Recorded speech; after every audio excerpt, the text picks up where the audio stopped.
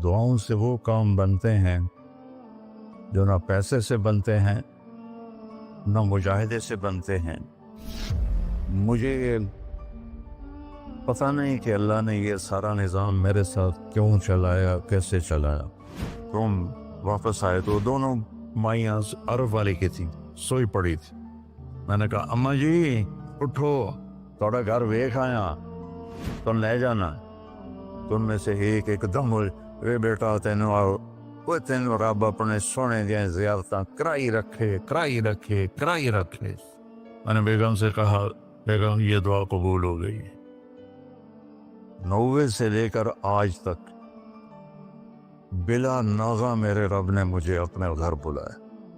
लिहाजा मैं उसके सामने ऐसे मुंह करके खड़ा हो गया। वो ऐसे दुआ मांग रहा था, मांगते उसने जब ऊपर नजर उठाई तो मुझे देखा, तो उसने ऐसे भी नहीं किया, उठे ही हाथ छड़े दौड़ के मेरे पास आया। कहने लगा मौलाना तुहानू पता मैं की दुआ कर रहा। मैं कहा मैं कोई नजूमिया जो इन्हों पता लगे हुए। कहने लगा मैं ये दुआ कर रहा, या अल्लाह मौली तारिक जमील को अम्मा की दुआ लगी हुई है, वो ज़रूर आया होगा हज पर, वो जहाँ भी है मुझे मिला दे। क्या ये मेरे अल्फाज ख़त्म हुए तो तू सामने खड़ा था।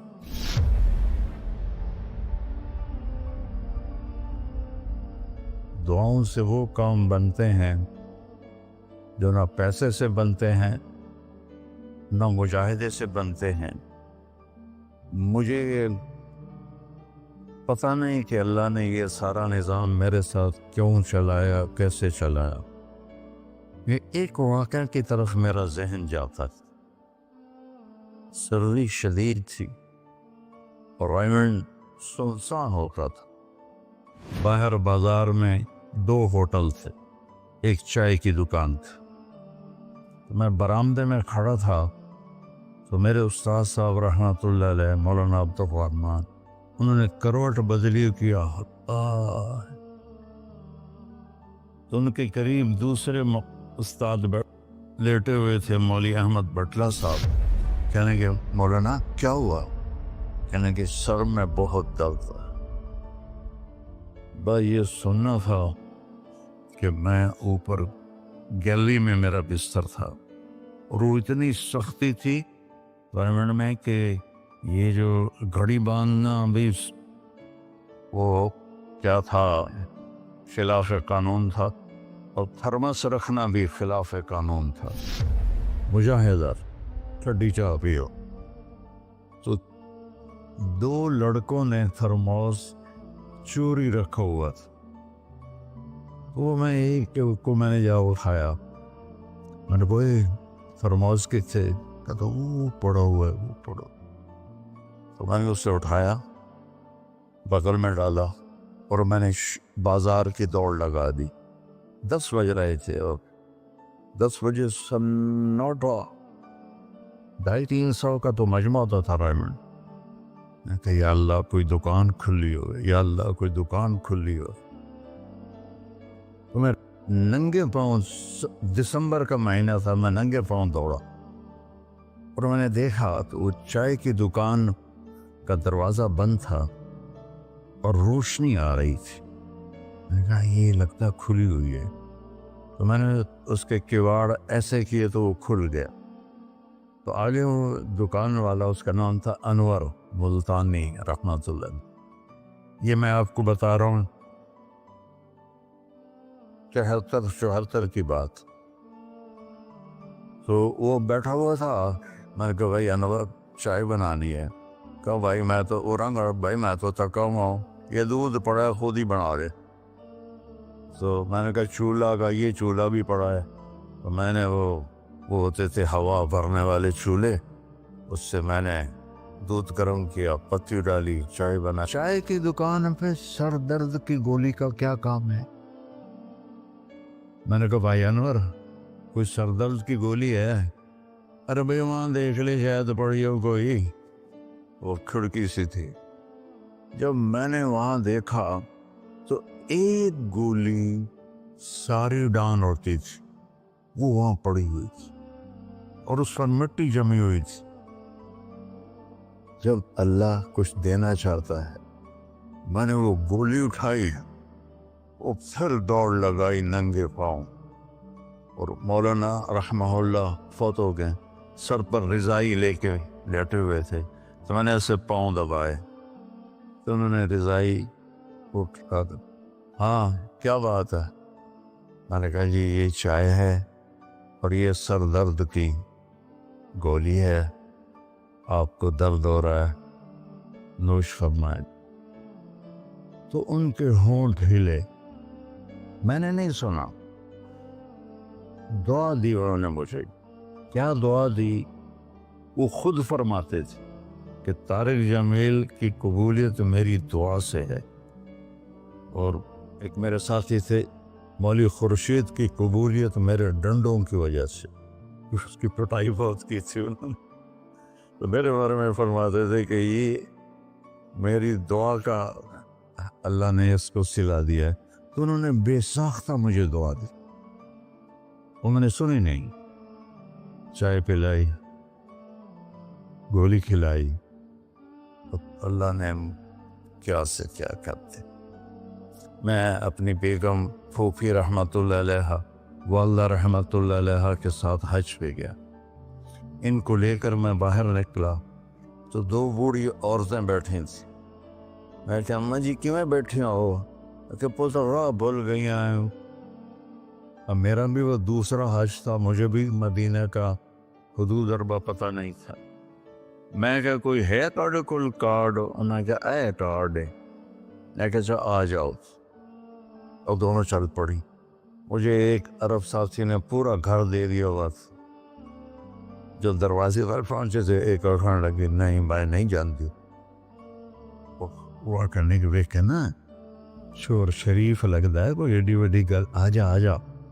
وہ دونوں کو لے کے میں نے اپنی بیگم سے کہا کہ ان کو کھانا کھلاؤ، اور وہ کارڈ لے کر میں اپنے ایک دوست کے پاس گیا، وہ جو جس کا گھر تھا۔ میں نے کہا اٹھو دکان سے اور یہ پتہ تلاش کروا۔ تو ہم دونوں گاڑی میں بیٹھے اور گھومتے گھومتے گھومتے کوئی آدھے گھنٹے کے بعد ہم نے وہ بلڈنگ تلاش کر لی۔ تو ہم واپس آئے تو دونوں مائیاں عرب والے کی تھیں، سوئی پڑی تھی۔ میں نے کہا اماں جی اٹھو، تھوڑا گھر ویکھ آیا، تم لے جانا۔ تو ان میں سے ایک دم ہوئی، اے بیٹا تینوں رب اپنے سونے دیا زیارتاں کرائی رکھے کرائی رکھے کرائی رکھے۔ میں نے بیگم سے کہا بیگم یہ دعا قبول ہو گئی۔ 90 سے لے کر آج تک بلا ناغہ میرے رب نے مجھے اپنے گھر بلایا۔ ایک 94 کا حج نہیں ہوا کہ وہ میری انگلینڈ تشکیل ہو گئی تو میں وہاں چلا گیا، پے در پے حج عمرہ حج عمرہ حج عمرہ حج عمرہ۔ یہ 3 سال کووڈ کے جو آئے تھے نا، وہ ناغہ ہے۔ تو میں ہمیشہ کہتا تھا کہ اماں دی دعا۔ اب ایک مزیدار قصہ سنا کے پھر نماز پڑھنی میں طواف کر رہا تھا، تو میری نظر پڑی جواد وسیم پر۔ وہ مقام ابراہیم پر نفل پڑھ کے نا بیٹھ کے دعا مانگ رہا تھا، تو میں وہاں کھڑا ہو گیا۔ میرے ساتھی نے کہا طواف پورا کرنا بھی ہے۔ میں کہا پتہ نہیں اٹھ کے کتنے چلا جاوے، لہٰذا میں اس کے سامنے ایسے منہ کر کے کھڑا ہو گیا۔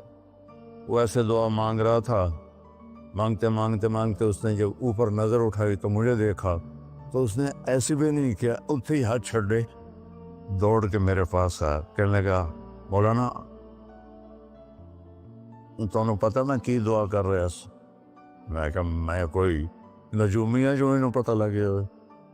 کہنے لگا میں یہ دعا کر رہا، یا اللہ مولی طارق جمیل کو اماں کی دعا لگی ہوئی ہے، وہ ضرور آیا ہوگا حج پر، وہ جہاں بھی ہے مجھے ملا دیا۔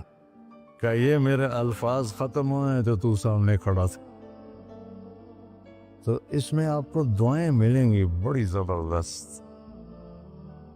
اللہ اپنے فرائض پورے کرو، نماز میں ناغہ نہ ہو، کسی کے لیے دل میں نفرت نہ رکھو، آپس میں اگر صحیح چلنا ہے تو ایک دوسرے کی غیبت نہ کرو، برائی نہ کرو، تو پھر انشاءاللہ نسلوں تک اللہ ہمارا یہ کام چلائے گا۔ میں روزانہ مانگتا ہوں کہ اللہ اس کو صدیوں پر لے جا، یہ نہیں کہ میں چلا جاؤں تو کام ختم ہو جائے، یا اللہ اس کو صدیوں پر لے جا، تیرے لیے کیا مشکل۔ تو میں آپ سب کا شکر گزار ہوں، اور یہ جو انہوں نے اتنا خوبصورت انتظام کیا ہے اس پر بھی انتظام والوں کا بڑا شکر گزار ہوں۔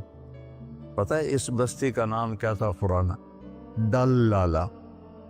ڈل کہتے ہیں اس کنویں کو جس میں پانی نہ ہو، اس کو ڈل کہتے ہیں۔ تو یہاں پہلے آبادی نہیں تھی۔ 1945 میں ہمارا گاؤں ہے وہ ادھر حسین پراڑی والا، وہ 300-400 سال پرانا گاؤں ہے۔ تو جیسے برادریوں میں ہو جاتی ہے خبر، تو وہ کچھ ہوا ہوگا ہماری تو پیدائش سے پہلے۔ تو میرے تایا رحمۃ اللہ علیہ میاں حق نواز، انہوں نے آ کر یہاں گھر بنایا۔ اس وقت اس سے 50,000 روپیہ خرچ کیا تھا۔ تو 1948 میں پھر ان کے چھوٹے بھائی تھے میرے والد، انہوں نے آ کے گھر بنا لیا۔ تو اس گاؤں کی ابتدا ہوئی اور بسم اللہ ہوئی۔ تو اللہ تعالیٰ اسے آباد رکھے، اس چھوٹے سے گاؤں سے اس میں یہ رونقیں لگی رہیں۔ آپ کے تعاون کا، ان مستورات کا، ان بچیوں کا، آپ کا سب کا انتہائی شکر گزار ہوں۔ آپ اپنے اس کو جاری رکھیں۔ میں اجازت چاہتا ہوں کیونکہ مجھے فیصل آباد نکلنا ہے۔ اللہ بہت برکت دے، آپ سب کو قبول فرمائے۔ السلام علیکم۔